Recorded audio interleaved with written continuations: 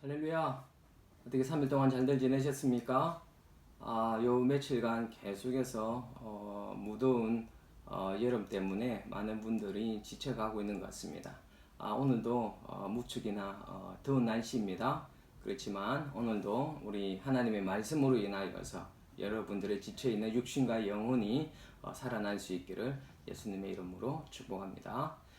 자, 오늘은 창세기 37장을 우리가 함께 공부하도록 하겠습니다. 자, 12지파의 직접적인 어떤 그런 조상이 된 야곱에 이어서 이제는 이스라엘 백성들이 애굽으로 내려가게 된 직접적인 계기를 마련한 요셉을 중심으로 전개되어지는 37장에서 50장까지의 그 내용의 서두가 되는 것이 바로 오늘 37장 내용입니다.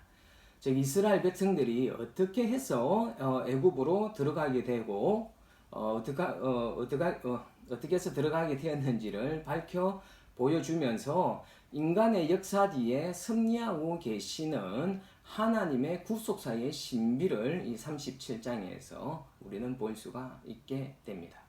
자, 이 37장을 세분해서 우리가 보게 될 것 같으면은 1절에서 11절은 요셉을 향한 야곱의 편애와 그리고 요셉의 꿈 이야기를 들으면서 형들로부터 미움과 시기와 질투를 받는 내용을 이 1절에서 11절까지 기록하고 있습니다. 그리고 12절에서 17절까지는 형들의 시기와는 상관없이 아버지 야곱의 명령에 따라서 요셉이 양을 치고 있는 형들을 찾아가는 내용이 기록되어져 있고요. 18절에서 28절에는 요셉이 형들에 의하여서 애굽에 팔려가는 내용이 기록되어져 있습니다. 그리고 29절에서 36절까지는 요셉이 짐승들에게 잡혀 먹었다라는 그 아들들의 거짓 보고에 의하여서 애통해하는 야곱의 모습을 기록하고 있습니다. 자, 그렇다면 우리가 한 절씩 보며 나가도록 하겠습니다. 자, 1절에 보니까 야곱이 가나안 땅에 거주하였으니 라는 문장이 나오는 것을 우리가 볼 수가 있습니다. 이 문장은요, 에서는 어디에 거주해 있었습니까? 예, 바로 세일산에 거주해 있었지 않습니까? 이 문장은 바로 에서의 그 세일산에서 거주하는 사실과 대조시키기 위한 표현입니다.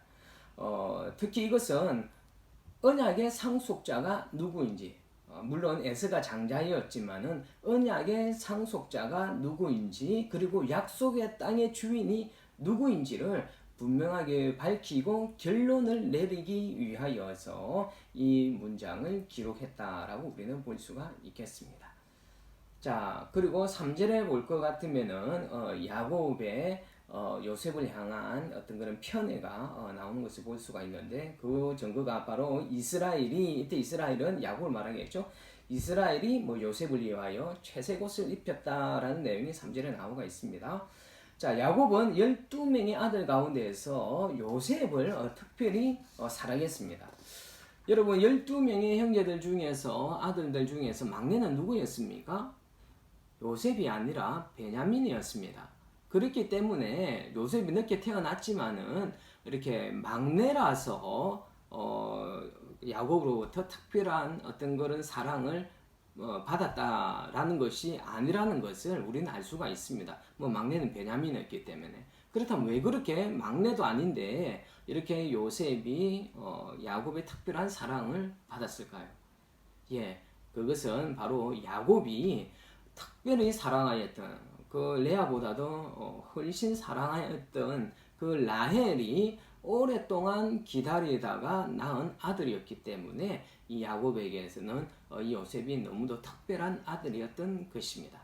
그리고 요셉이 출생했을 때, 여러분 우리가 앞에서 보았을 때 처음으로 야곱이 라반에게 자신의 가족들이 고향으로 돌아가게 해달라라고 요구를 합니다. 그때가 바로 요셉을 낳았을 때입니다.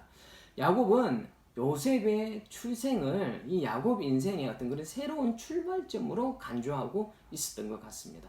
이처럼 요셉은 야곱에게 아주 특별한 존재였습니다. 그래서 그래서 야곱은 요셉을 향하여서 특별한 사랑을 보여주었던 그 증거가 바로 이 채색옷이었습니다. 이 채색옷은요, 막 입고 다니는 어떤 그런 겉옷이 아니었습니다. 그 옷이 손목을 덮고요, 그리고 발목 끝까지 내려올 만큼 긴 겉옷을 가리킵니다. 그래서 이 소매의 끝이나 옷 끝에는요, 이 채색옷은 옷의 끝이나 이렇게 뭡니까? 그러니까 손목 끝에는요, 아주 귀한 장식물들이 달려져 있었습니다. 그래서 이 채색 옷은 아무나 입을 수 있는 그런 평범한 옷이 아니었습니다. 이 채색 옷을 입었다라는 기록이 누가 입었다라는 기록이 어디에 또 나오느냐면요. 여러분 사무엘 하에 볼 것 같으면은 다윗의 딸이 있었죠. 다윗의 딸 누가 있었습니까? 다말이 있었지 않습니까? 그죠? 다윗의 딸이 다말이 채색 옷을 입고 있다라는 기록이 나오는 것을 우리는 사무엘 하에서 볼 수가 있습니다. 그러므로 이 옷은요, 아주 평범한 사람들이 입을 수 있는 옷이 아니라 귀족들이나 왕족들만이 입을 수 있는 아주 귀한 옷이었다라는 것을 우리는 알아야 합니다. 그렇기 때문에 요셉이 이 채색 옷을 입었다라는 것은 얼마나 야곱이 요셉을 특별하게 사랑했는지 편애를 했는지를 우리는 알 수가 있습니다. 자, 그리고 이 채색 옷은요, 그냥 일상적으로 노동할 때 이렇게 입을 수 있는 옷이 아닙니다. 예복으로 쓰이든지 아주 특별한 어떤 그런 일들이 있을 때 입을 수 있는 아주 귀한 옷이었는데, 야곱이 이 요셉에게 채색 옷을 입혔다라는 것은 또 무엇을 의미하기도 하느냐 하면은 요셉에게 노동을 시키지 않았다라는 것을 우리는 알 수가 있습니다. 그래서 그 채색 옷을 입고 뭐 일을 하지는 않았겠죠. 그렇죠? 그래서 형들이 양을 치러 왔었을 때 요셉이 함께 가지 않았지 않습니까? 요셉은 집에 있었다라는 것입니다. 그래서 형들에게는 많은 노동을 시켰지만은 요셉에게는 그 노동도 시키지 않았고, 그래서 이 요셉은 형들이 양을 치러 갈 때 야곱과 함께 집에 있다가 오늘 내용이 볼 것 같으면은 아버지의 심부름으로 형들에게 찾아가는 것을 보았었을 때 요셉은 노동을 하지 않고 아주 귀하게 자라난 소년이었습니다. 한편 이 야곱의 요셉을 향한 그 편애는요, 가족 공동체의 분위기를 아주 크게 손상시키게 됩니다.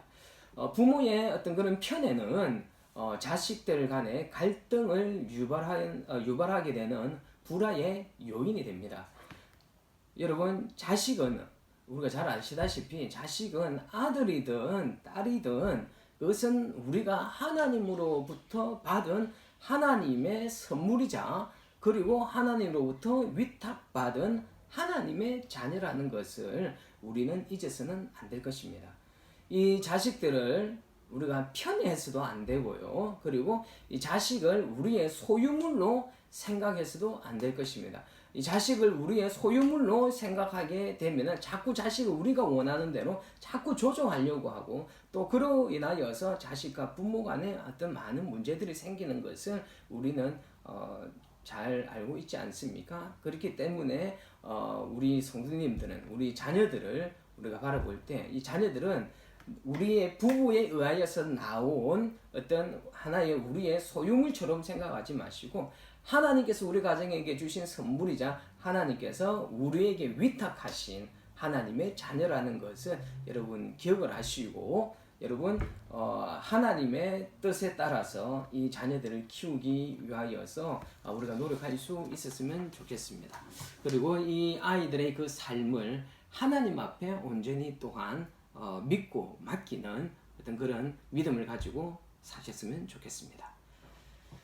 자, 그리고 4절에 볼 것 같으면은 이제는 요셉의 형들이 이 요셉을 얼마나 싫어하였는지를 알 수 있는 구절이 나옵니다. 4절에 볼 것 같으면은 그의 형들이 그를 미워하여 그에게 편안하게 말을 할 수 없었더라라는 구절이 나옵니다. 요셉에 대한 이 야곱의 편애는 형들에게 깊은 상처를 주었습니다. 그들은 편애하는 아버지보다 특혜를 받는 이 요셉이 더 미웠습니다. 이런 형들의 요셉에 대한 태도가 바로 오늘 나와 있는 문장, 그들에게 편안하게 말을 할 수 없었더라라고 나타나고 있습니다. 이 말은 무엇이냐면은 그에게 살롬이라고 인사하지 않았다라는 말이에요. 살롬이라고 인사하지 않았다. 여러분, 이 살롬은요, 상대방의 삶의 모든 면에서 형통하고 복된 삶이 되기를 바란다라는 뜻으로 이 살롬이라는 단어를 사용하였습니다.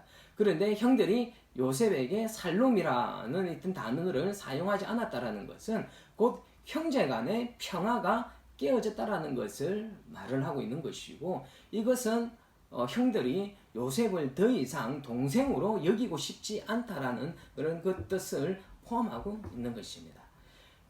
이 살롬이 빠진 인간관계, 가정, 그리고 교회, 그리고 우리가 속해 있는 공동체는 대립과 갈등이 끊임없이 일어날 수밖에 없고요. 결국은 그 관계가 파괴되어질 수밖에 없습니다. 그러므로 어떠한 공동체든지 그 공동체가 건강하게 잘 세워지기 위하여서는 그 공동체 안에 살롬, 하나님의 평화가 충만해야만 하는 것입니다. 우리 가정 안에서도요, 그 자녀들이 서로가 사랑하고 존중하고 배려해주기 위해서는 하나님의 평화가 가득해야만 한다는 것입니다. 물론 우리 교회도 마찬가지겠죠. 우리 교회도 정말 건강한 교회가 되기 위해서는 하나님의 평화가 우리 교회 가운데 충만해야만 되는 것입니다. 그렇기 때문에 여러분들이 속해 있는 가정, 그리고 여러분이 속해 있는 교회, 그리고 여러분들이 속해 있는 그 공동체에 하나님의 평화, 그 살롬이 충만할 수 있도록 기도하실 수 있는 저와 여러분 되시기를 부탁드리겠습니다. 자, 5절에 볼 것 같으면은요, 요셉이 꿈을 꾸고 자기 형들에게 말하며 그들이 그를 더욱 미워하였더라 라는 구절이 나옵니다. 안 그래도 아버지 야곱이 그 요셉을 편애하는 것 때문에 너무너무 화가 나고 시기도 나고 분노가 일어났었는데, 이 요셉을 더 미워하게 되는 그 정오심이 불타오르게 하는 그 계기가 있었는데, 바로 그것이 요셉의 꿈 때문이었습니다. 이 요셉의 꿈의 내용들이 7절에서부터 9절까지 나오지 않습니까? 뭡니까? 형들의 곡식의 단들이 요셉의 곡식의 단에게 절을 하는 꿈과, 그리고 하늘의 해와 달과 그리고 11별들이 뭐합니까? 요셉에게 이렇게 절을 하고 있는 어떤 그런 내용이 바로 이 요셉이 꾼 꿈의 내용이었습니다. 자, 여러분, 고대 세계에서 꿈은 예언적인 성격을 가지고 있다라고 그들은 생각하였습니다. 그렇기 때문에 이 형들은요, 바로 이 꿈의 내용이 자기 형제들이 바로 요셉에게 이렇게 절을 한다라는 이것이 그들에게는 더 요셉의 꿈을 싫어하게 만들었고 요셉을 더 미워하게 만들었던 것입니다. 그러나 요셉이 이 꿈을 두 번이나 반복해서 동일한 내용의 꿈을 두 번이나 반복하여 꾸었다라는 것은 그 꿈에 그 신빙성을 더하여 줄 뿐만 아니라 그 꿈이 그대로 성취되어질 것을 암시하고 있는 것이죠. 자, 요셉은 이때 그의 나이가 겨우 17세에 불과했습니다.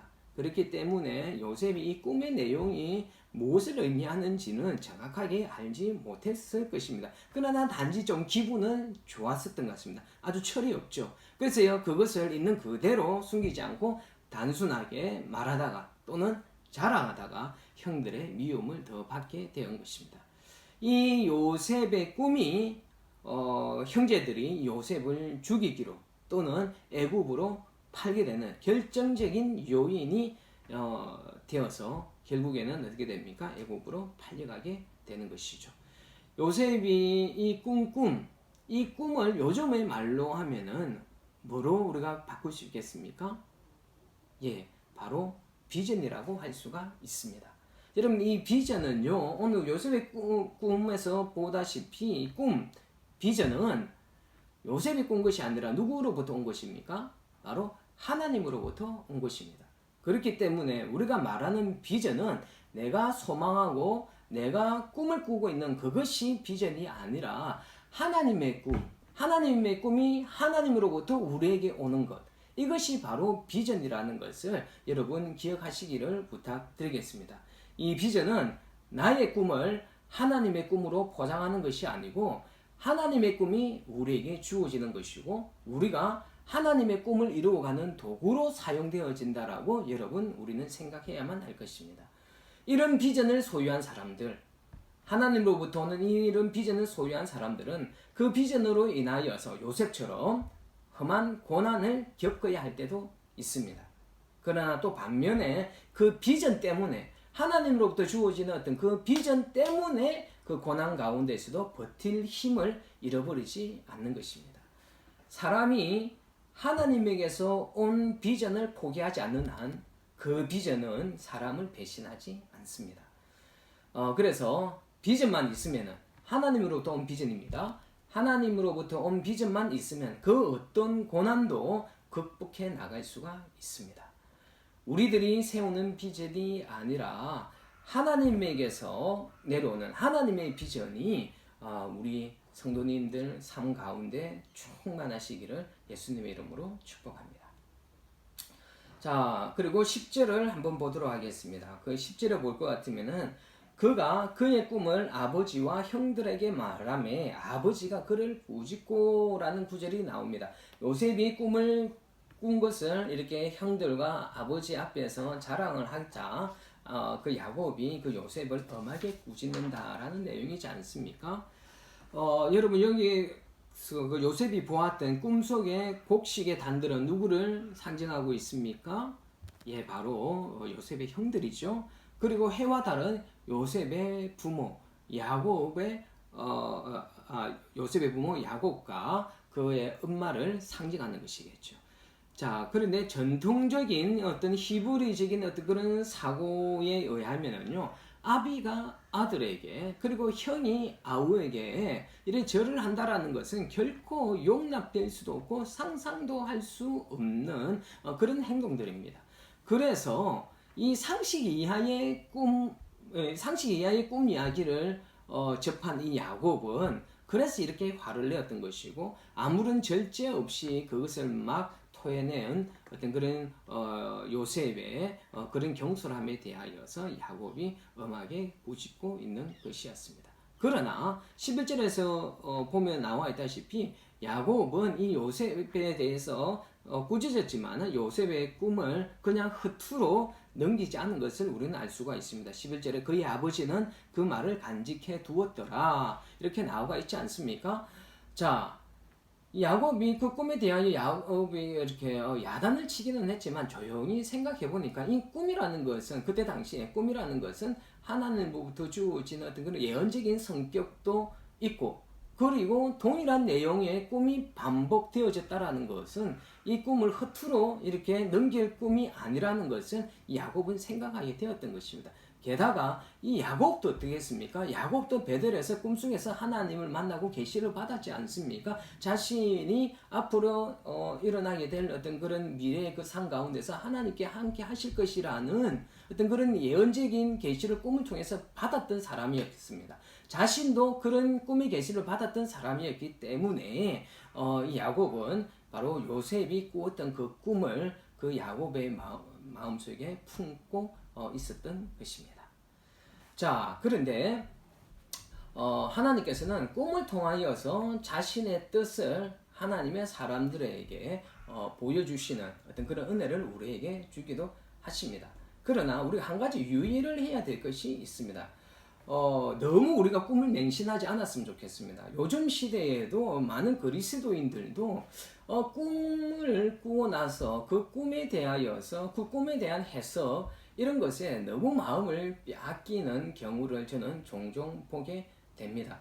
맞습니다. 물론 이 꿈이 분명히 하나님의 우리에게 주시는 어떤 그런 비전과 또 하나님의 뜻을 계시하기도 합니다. 그러나 이 꿈이라는 것은 옛날에 고대에서는 아까도 말씀드렸다시피 그때 당시에는 하나님의 계시에 대한 기록 무엇입니까? 성경이 없었기 때문에 그 꿈이나 환상을 통하여서 하나님께서는 자신의 계시를 사람들에게 보여주셨습니다. 그러나 지금은 어떻습니까? 지금은 하나님의 계시가 어디에 특별 계시 어디에 기록되어 있습니까? 바로 우리의 성경에 기록되어져 있지 않습니까? 하나님의 선하신 뜻과 계시가 바로 성경 안에 다 있습니다. 그런데 이 성경 안에서 하나님의 뜻과 계시를 우리가 분별해 나가기보다는 너무 꿈을 우리가 맹신하는 어떤 그런 신비적인 어떤 그런 현상을 너무 우리가 의지하고 그 꿈에 대해서 너무 얽매일 때가 많이 있는 것 같다라는 것입니다. 그렇기 때문에 우리가 하나님의 선하신 뜻과 그 계획을 알기 위하여서는요, 꿈을 맹신하기보다는 하나님의 말씀을 통하여서 하나님의 뜻을 깨달아 갈 수 있기를 부탁드리겠습니다. 물론 그렇다고 제가 꿈을 완전히 무시하는 것은 아닙니다. 그러나 너무 한쪽으로 치우쳐지는 것을 경계하기 위해서 말씀드리는 것이지, 꿈을 저는 완전히 아니다라고 말하는 것은 아닙니다. 그거를 좀 알아주셨으면 좋겠습니다. 자, 그리고 12절에서 17절까지는요, 요셉이 야곱의 명령으로 양을 치고 있는 형들을 찾아가는 것을 기록하고 있는데, 이 내용 가운데에서 우리는 요셉이 어떤 성품을 가진 사람이었는지를 우리는 좀 엿볼 수가 있습니다. 자, 그것을 한번 나눠보도록 하겠습니다. 자, 우선 12절에 그의 형들이 세겜에 가서 양들을 칠 때에라는 내용이 나옵니다. 여러분, 당시 요셉의 형들은요, 야곱이 어디에 있었느냐면 헤브론에 머물러 있었지 않습니까? 그렇죠? 헤브론에 머물러 있었던 이 야곱의 아들들이 지금 어디로 가가 있느냐면은 세겜에 가서 양을 치고 있다라고 이야기를 합니다. 여러분, 이 헤브론과 세겜까지는요, 어느 정도의 거리가 있느냐면은 100km 정도나 떨어져 있습니다. 100km나 떨어진 곳에서 양들을 치고 있었어요. 아마 이 세겜이 굉장히 양들이 먹기에 아주 질 좋은 목초지가 그곳에 있었기 때문에 그곳까지 100km나 되는 먼 거리를 이 요셉의 형들이 그곳에 가서 양을 치고 있었던 것 같습니다.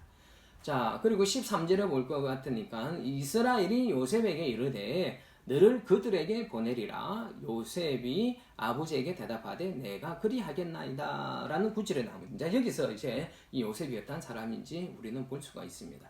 우선 야곱이 요셉을 세겜으로 보내려고 한 것은 뭐 때문에 보내려고 했느냐면 이 아들들이 걱정이 되었기 때문이었습니다. 야곱이 아들들에 대한 안부가 굉장히 염려가 되었었습니다. 왜 그럴까요?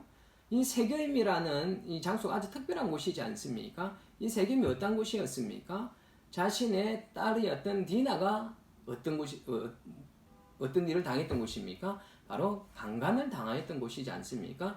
이 디나가 강간당한 것에 대하여서 복수를 하기 위하여 세겜의 부족들을 어떻게 했었습니까? 완전히 다 학살시키는 아주 큰 비극이 일어났던 곳이었고, 그리고 그 주변의 그 가나안 족속들에게 굉장히 미움을 받게 만들었던 사건이 바로 이 세겜에서 일어났던 곳이었지 않습니까? 그래서 이런 불상사를 경험하였던 이 야곱이 그곳에 있는 자신의 아들들이 걱정이 될 수밖에 없었고, 그래서 그 아이들이 잘 있는지 이렇게 요셉을 보내어서 확인하고 싶었던 것이었습니다. 자, 요셉은 100km나 먼 곳을 그 아버지의 명령에 순종하여서 갑니다. 자, 우리가 두 가지를 생각해 보면은요, 이 순종 별로 하고 싶지 않은 순종이었을 것 같아요. 첫 번째로는요, 일단 거리가 뭐합니까?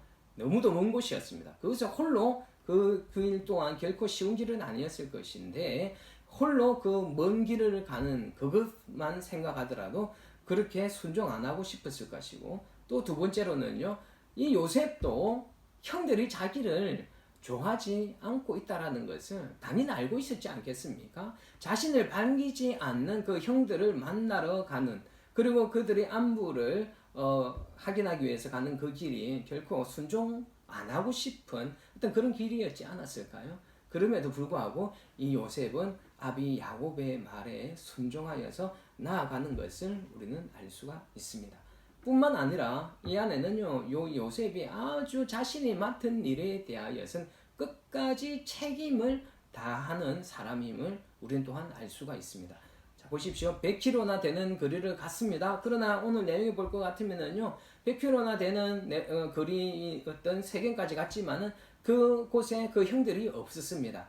자, 거기에서 그 목양지에서 다시 도단이라는 곳으로 그 장소를 이동한 것 같습니다. 근데 이 세겜에서 도단까지 또 거리는 얼마나 되느냐 하면 30km나 더 떨어져 있었습니다. 여러분들이라면 어떻게 하시겠습니까? 아마 이거 갔는데 뭐 아버지가 세겜까지 가라 그랬으니까 세겜에 있으면 그것까지 가서 확인해보고 오라고 하셨을 때 그것이 없었다라면은요, 아이고 없네, 여기까지만 보고 가자라고 했을 수도 있을 것 같습니다. 그러나 이 요셉은요, 아버지가 시킨 그 일을 끝까지 완수하기 위하여서 그 30km도 또한 가까운 거리가 아니지 않습니까? 끝까지 도단까지 가서 형들이 어떻게 지내는지 그걸 확인하기 위하여서 자신의 책임을 다하는 것을 볼 수가 있습니다.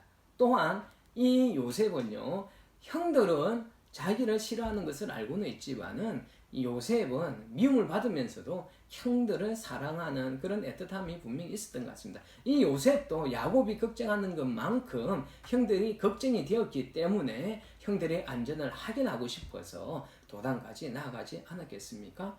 우리는 이것을 보았을 때 요셉이 이때 당시에 철이 없는 면도 있었지만은 또 다른 한편으로는 아버지에게 순종하는 모습들과 그리고 자신이 맡은 일에 대하여서 끝까지 책임을 다하는 모습들, 그리고 형들로부터 미움을 받으면서도 형들을 사랑하는 그 애틋한 마음이 있었던 요셉의 좋은 성품들도 우리는 볼 수가 있습니다.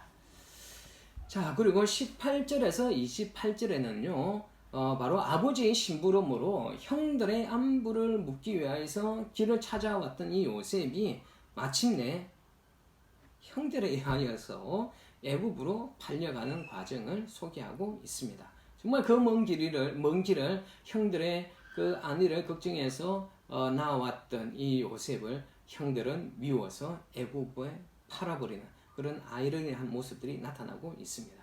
좀 더 구체적으로 나누어 볼 것 같으면 18절에서 24절까지는 형들의 요셉의 살해 음모와 그리고 그것을 막으려고 하는 러브의 노력이 18절에서 24절까지 나와 있고 25절과 28절에 볼 것 같으면은요, 유다도 역시 이 요셉이 죽는 것을 원하지 않았던 것 같습니다. 그래서 유다의 제안으로 애굽으로 가는 이 미디안 상인들에게 이 요셉을 파는 내용, 그래서 애굽으로 끌려가는 내용이 기록되어져 있습니다. 자, 18절에 볼 것 같으면은요, 형들이 요셉을 멀리서 보고 죽이기를 꾀하여 라는 내용이 나오는 것을 볼 수가 있습니다. 여러분, 자신의 친동생이지 않습니까? 자신들의 친동생이지 않습니까? 이 자신들의 친동생을 죽이려고 하는 그 살해를, 이렇게 살해에 대한 음모를 꾸민다. 자, 그 자체는 굉장히 악한 것이죠.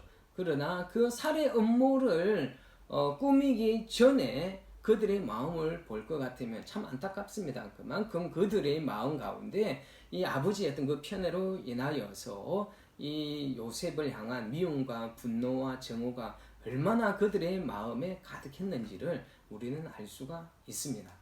자, 바로 아까 말씀드렸던 것처럼 요셉의 아까 고자질이라든지 야곱의 편애라든지 요셉의 꿈 때문에 요셉에 대한 악한 감정을 가지고 있었던 형들이 이제 드디어 그 감정을 자신들이 가지고 있었던 분노와 정오에 대한 그 감정을 구체화시키려는 것을 우리는 볼 수가 있습니다. 형제들은 자신들의 어떤 그런 감정을 잘 다스리지 못하여서 살이를 품게 되는 것을 보게 됩니다. 자, 우리가 지난주에도 말씀드렸지만은 우리가 이 세상 가운데서 일어나고 있는 많은 추악한 범죄들이 그들에게서만 일어나는 것이 아니라 우리들에게서도 충분히 그런 죄를 범할 수 있는 가능성이 우리에게 있다라고 제가 지난 주일에도 말씀드렸지 않습니까? 여러분, 우리가 우리의 감정을 잘 다스리지 못할 때 우리의 행동들이 나타날 수가 있습니다. 그 안에 있는 우리의 마음에 있는 것이 결국은 우리의 행동으로 나타나게 된다라는 것이에요. 그러므로 여러분, 우리는 우리의 마음을 잘 다스릴 수 있어야 됩니다. 우리 마음에 있는 게 행동으로 나타난다라고 하였지 않습니까? 그러므로 우리의 마음에 선한 것이 있으면은요, 선한 행동이 나오게 되어 있습니다. 그러나 악한 것이 우리의 마음속에 있으면 악한 행동으로 나타날 수밖에 없고 악한 말로 나타날 수밖에 없다라는 것이에요. 그렇기 때문에 우리 하나님의 백성들은 우리의 마음에 선한 것으로 채울 필요가 분명히 있다라는 것이에요. 그 선한 것은 무엇으로 채우겠습니까? 예, 맞습니다. 바로 말씀과 기도입니다. 말씀과 기도를 통하여서 하나님과 소통하게 되면 하나님의 마음이 우리 가운데 채워지게 되는 것이고, 그 하나님의 마음이 우리의 말과 우리의 행동으로 나타날 수가 있는 것입니다. 뒤집어서 이야기하면은요, 우리가 사단이 주는 마음을 품고 있으면 사단이 하는 짐승보다 못한 말과 행동을 우리는 할 수밖에 없는 존재라는 것, 여러분 우리는 기억하셔야만 될 것 같습니다. 그렇기 때문에 우리가 짐승보다 못한 자리에 내려가지 않기 위하여서는요, 우리가 늘 하나님과 인격적으로 만나고 소통하는 기도의 삶과 말씀 묵상의 삶을 우리가 놓치지 않기를 부탁드리겠습니다. 여러분들의 마음과 생각을 예수 그리스도 안에서 잘 다스리시길 부탁드리겠습니다. 자, 그리고 20절에서 22절에는요, 나머지 형제들이 요셉을 죽이려고 모의를 하자 장자 르우벤이 장자 르우벤이 동생 요셉의 생명을 구하기 위하여서 노력하는 장면이 나옵니다. 르우벤은 맏형이었지 않습니까? 맏형으로서의 책임을 성실히 감당하려고 하고 있습니다. 고대 가부장적인 어떤 그런 사회에서는요, 아비의 권한 못지않게 이 장자 형에 대한 권한도 굉장히 컸습니다. 그리고 권한도 컸을 뿐만 아니라 책임도 컸습니다. 그래서 만약 요셉이 죽게 되면은 그 요셉의 행방과 죽음에 대한 그 책임 추궁을 누가 받느냐면은 장자 르우벤이 받을 수밖에 없었습니다. 그래서 르우벤이 29절과 30절에 볼 것 같으면은요, 슬피 울면서 아이가 없도다 나는 어디로 갈까라고 하면서 르우벤이 통곡하는 것을 볼 수가 있습니다. 바로 그것은 무엇이냐? 지금 이 요셉을 잃어버린 채 집으로 돌아가게 되면은 요셉을 잃어버린 그 책임을 바로 야곱은 형 장자 르우벤에게 묻게 될 것인데, 아버지에게 그 말을 할 수가 없지 않겠습니까? 그렇죠?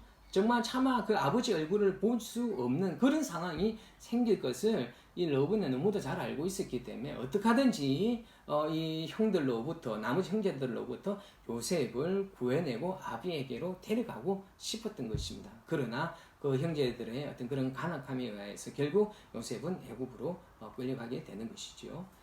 자, 20절에 볼 것 같으면은 이 형제들이 모의를 합니다. 어떤 모의를 합니까? 한 구덩이에 던지고 우리가 말하기를 악한 짐승이 먹었다 하자라고 이렇게 거짓말을 하는 것을, 거짓말을 모의하는 것을 볼 수가 있습니다.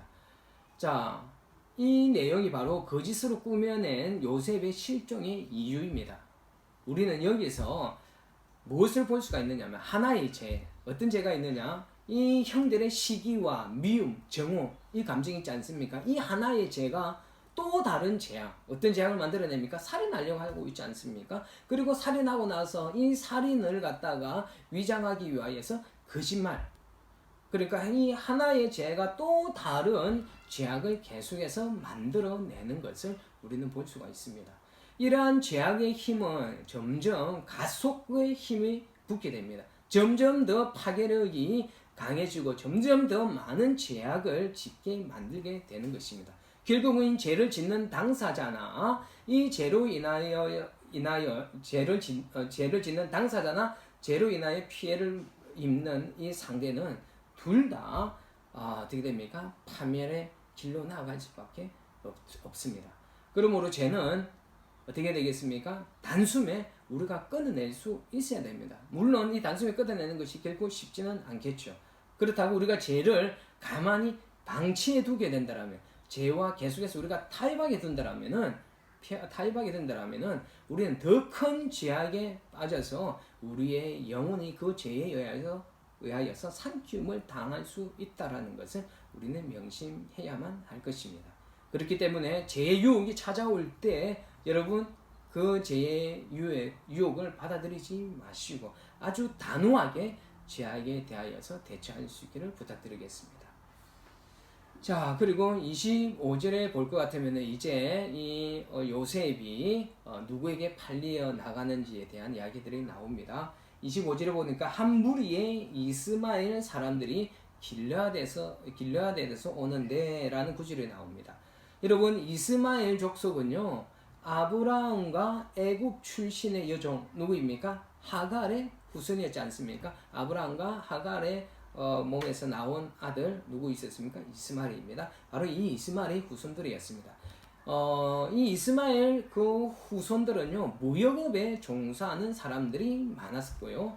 그리고 이 무역업에 종사하는 사람들은 보통 그럴 경우에는 개인적으로 다니기보다는 집단으로 대상을 이렇게 이루어서 다녔습니다. 그런데 여기서는 이스마엘 족속이라고 이렇게 한 무리의 이스마엘 사람들로 나오지만은 28절에 가서는 또 미디안 사람으로 나왔다. 또 뒤에 나가서는 또 이스마엘이라고 했다. 이렇게 서로 이렇게 혼용하는 것을 우리는 볼 수가 있습니다. 여러분, 이스마엘 사람들과 미디안 사람들은 분명히 다른 족속들이죠. 아까 이스마엘은 아브라함과 하갈의 사이에서 태어난 후손들이고요. 그 다음에 이 미디안 족속들은요, 아브라함과 그의 후처 중에 거두라라는 후처가 있었지 않습니까? 바로 이 거두라의 후손이 바로 미디안 족속들이었어요. 그러니까 분명히 다른 사람들인데 이 창세기 37장에서 계속해서 이렇게 혼용하고 있는 것은 이때 당시에 바로 이 상인들 사이에 이스마엘 족속들과 미디안 족속들이 함께 큰 상단을 이루어서 여행을 하고 있었기 때문에 이 안에서 서로 혼용을 하고 있었던 것으로 볼 수 있습니다. 그렇게 이해를 하시면 되겠습니다. 다음 28절에는 보니까요, 이제 그 상인들이 요셉을 데리고 뭐합니까? 애굽으로 갔더라라는 구절이 나옵니다. 이제 요셉은 이제 형들에 의하여서 미디안 상인들에게 은 20에 이렇게 팔려가게 됩니다. 이제 요셉의 파란만장한 인생이 펼쳐지게 되는 것입니다. 눈물과 절망으로 이루어진 입애굽입니다. 애굽으로 들어가는 거죠. 누가요? 요셉이요. 바로 이 눈물과 절망, 사랑하는 아버지와 어떻게 되어집니까? 분리가 되어지지 않습니까? 그리고 정말 아무것도 알 수 없는 미지의 세계에 종으로 팔려가니까 얼마나 절망스럽겠습니까? 이렇게 요셉은 눈물과 절망으로 이루어진 이 애굽을 하게 되고, 결국은 이스라엘 백성들이 이 요셉 이후로 430년이 흐르는 동안에 어떻게 됩니까? 종살이를 하지만은 결국에는 430년 후에 승리의 출애굽의 역사, 그 대반전을 이루는 것을 우리는 알게 됩니다. 요셉이 먼저 입애굽을 하고 나중에 어떻게 됩니까? 야곱의 식솔들이 다 애굽으로 들어오게 되지 않습니까? 그리고 그들이 이 애굽에서 430년이라는 시간이 흐르는 동안 하나님께서 약속하셨던 이스라엘의 그 한 민족이 그곳에서 잉태되어지게 되는 것입니다.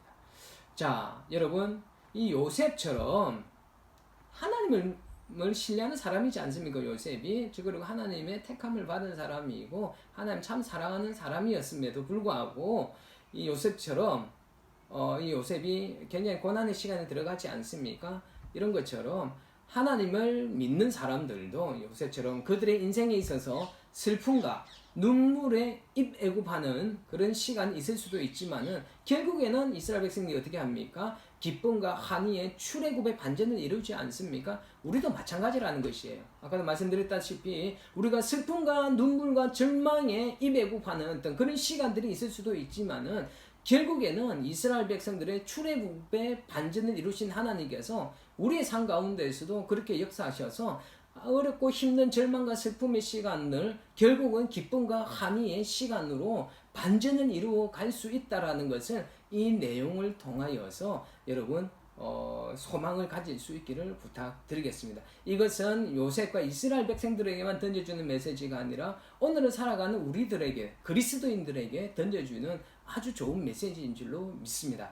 우리가 하나님의 사람이지만은 우리가 원치 않는 어려움과 힘듦을 그 고난의 시간을 보낼 수도 있지만은 나중에 이 요셉이 그리고 이스라엘 백성들이 기쁨과 한이의 출애굽하는 시간이 있었던 것처럼 우리도 슬픔과 절망의 시간에서 기쁨과 한이의 시간으로 나아가는 수 있는 시간들이 있다라는 것을 분명히 믿으시고, 그리고 이 반전의 주역은 바로 하나님이심을 믿으시고 하나님 한 분만을 끝까지 신뢰하고 의지할 수 있는 저와 여러분 되시기를 부탁드리겠습니다. 자, 결국 요셉은 형들에 의하여서 애굽으로 들어가게 됩니다. 겉으로는 평소에 요셉이 형들에게 그들의 잘못을 고자질한 것이라든지 또는 야곱의 편애로 그리고 요셉의 꿈으로 인하여서 애굽으로 팔려간 것처럼 보여지지만은 사실은 이 안에 정말 하나님의 섭리가 있었음을 우리는 이제는 알고 있지 않습니까? 하나님께서는요, 왜 이런 일이 일어날 수밖에 없었을까요? 이미 예정되어져 있었습니다. 이것은 이미 하나님께서 계획하고 있었습니다. 언제요? 하나님께서 아브라함에게 예언을 하였지 않습니까? 하나님께서 아브라함에게 이스라엘 백성들이 나중에 애굽으로 들어가게 되고 그곳에서 400년간 종살이를 하다가 다시 나중에 가나안으로 복귀하게 될 것이라는 약속과 예언을 주셨는데, 그 예언과 그 약속을 성취하기 위하여서 지금 이제 요셉이 애굽으로 팔려가게 되는 것입니다. 맞죠? 이 요셉으로 인하여서 그리고 야곱의 시설들이 들어오게 되고 거기에서 이스라엘 백성의 한 민족이 나타나지 않습니까? 자, 그렇기 때문에 지금 이 요셉이 애굽으로 가야만 하였고 야곱의 가족들이 이어서 그곳에 갈 필요가 있었던 것입니다. 따라서 이 요셉의 애굽행은요, 바로 그 단계가 시작되어진 것이고 결국은 하나님께서 이 일을 성취시키기 위하여서 요셉의 형의 어떤 그런 악한 행동들을 당신의 뜻을 성취하기 위한 도구로 선용하시는 것입니다. 하나님께서 이 야곱의 형들을 부추겨서 자신의 뜻을 성취하기 위하여서 애굽으로 요셉을 판 것이 아니라 이들이 선택하는 잘못된 어떤 그런 악한 행동도 하나님께서는 자신의 뜻을 이루어가는 선한 도구로 사용하셨다라고 이렇게 우리가 보아야만 할 것입니다. 하나님께서 고의로 이렇게 일이 이런 식으로 진행되도록 하나님께서 예정한 것은 아니라는 것이에요. 하나님의 큰 틀 안에서 인간들이 선택하는 어떤 많은 것들이 있겠지만은 그것을 하나님의 큰 틀 안에서 하나님께서 이끌어 가신다라는 것. 여러분 그것을 우리가 염두에 두셨으면 좋겠습니다. 자, 그래서 우리가 기억해야 될 것은 우리 주변에서 일어나는 우리의 삶이 우연히 일어나는 것 같이 보여질지라도 보이지 않는 하나님의 손길이 하나님의 큰 계획 아래에서 진행되어져 가고 있다는 것을 우리는 꼭 기억하셨으면 좋겠습니다. 지금 오늘은 살아가는 우리의 하루의 삶 가운데서도 하나님의 특별한 섭리와 예정하심이 있었다는 그런 영적인 눈으로 우리의 하루하루의 삶들을 바라볼 수 있기를 부탁드리겠습니다. 자, 29절에서 36절까지는요, 요셉이 짐승들에 의하여서 잡혀 먹었다는 소식을 듣고 그 야곱이 심히 슬퍼하고 애통해하는 모습이 기록되어져 있습니다. 자, 우선 우리가 31절과 32절을 한번 보았으면 좋겠습니다. 31절과 32절을 보니까요, 순념소를 죽여서 그 옷에 피를 적시고 아버지의 아들의 옷인가 보소서. 이제 31절, 32절가 간략하게 이야기를 하고 있습니다. 순념소를 죽여서 요셉의 채색옷에다가 뭐합니까? 그 피를 바르고 또 그 옷을 보여주면서 야곱에게 이게 요셉의 옷이 아닌가 한번 확인해 보십시오 라고 하는 어떤 그런 거짓말을 이야기하고 있는 것이죠. 자, 요셉이 팔려간 후 이제 나머지 형제들은 요셉의 채색옷에 순념소에 피를 바릅니다. 이래서 이제 요셉은 들짐승에게 잡혀 먹어진 것으로 위장이 되었지 않습니까? 자, 그런데 여러분 오늘 이 야곱의 아들들이 하는 그 행동들을 보면서 아주 익숙한 장면이 떠오르지 않습니까? 이 야곱의 아들들이 하는 행동들이 바로 예전에 야곱이 한 행동과 오버랩이 되어지지 않습니까? 너무도 흡사합니다. 그 야곱도 자신의 아버지 이삭을 속이기 위하여서 장자권을 획득하기 위해서 무엇을 이용을 했습니까? 바로 새끼 염소를 이용을 했었고요. 그리고 형의 옷을 이용하여서 뭐 했습니까? 아버지 이삭을 속였지 않습니까? 이 마찬가지로 이 야곱의 아들들도 바로 이 새끼 염소의 피와 그리고 동생의 옷을 위장하여서 요셉이 죽은 것으로 속이고 있는 것입니다. 지금 야곱이 아들들에게 속아서 통곡하고 있는 이 모습이 바로 야곱에게 속아서 통곡하였던 에서의 모습이 역시 또 오버랩되어지지 않습니까? 우리는 이 모습을 보면서요, 사람들은요, 심은 대로 거둔다라는 말이 떠오르게 됩니다. 여러분, 우리가 품고 있는, 우리가 살아갈 때 우리 당장의 유익과 이익을 위하여서 속이고 죄를 범할 때 우리들도 나중에 동일하게 그러한 일을 당할 수 있다라는 것을 우리는 명심해야만 하는 것입니다. 그렇기 때문에 심은 대로 거둔다 그랬지 않습니까? 그러니까 악한 것을 심으면 악한 것을 우리는 그대로 받는다라는 것이에요. 뒤집어서 이야기를 하면요, 선한 것을 행하면 선한 것으로 돌려받는다라는 것입니다. 그렇기 때문에 우리 하나님의 백성들은 이 땅 가운데 살아갈 때 심은 대로 거둔다라는 것을 늘 기억하면서, 이 야곱도 그랬지 않습니까? 야곱이 심은 대로 그대로 받았지 않습니까? 그렇기 때문에 우리도 우리의 살아가는 삶 순간순간 가운데 선한 것을 많이 심었으면 좋겠습니다. 지금 당장에 보여지는 눈앞의 이익과 유익을 위하여서 거짓이나 제약을 임삼지 마시고 우리가 정직하게 살아가고 선한 일을 함을 통하여서 나중에 그 정직하고 선한 일의 그 대가가 우리에게 돌아올 수 있는 그런 삶을 살아낼 수 있었으면 좋겠습니다. 자, 그리고 33절과 34절을 한번 보았으면 좋겠습니다. 이제 그 야곱의 애통해하는 모습이 나옵니다. 그렇죠? 악한 짐승이 그를 잡아먹었도다. 오래도록 그 아들을 위하여 애통해하니 라는 내용이 33절에서 34절까지 나옵니다. 야곱이 이렇게 슬퍼한 이유는요,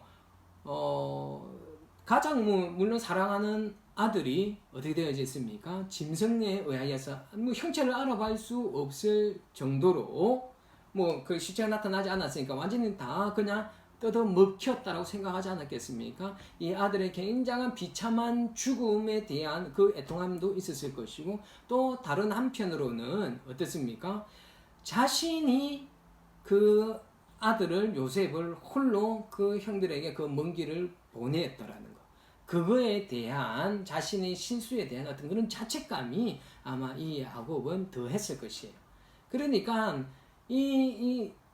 그 야곱의 아들들, 이들이 요셉에게만 못된 짓을 한 것이 아니라 어떻습니까? 자신이 아버지에게까지 이런 극한 슬픔과 자책감을 가지게 만드는 아주 악한 거짓말을 했다라는 것을 우리는 알 수가 있는 것입니다.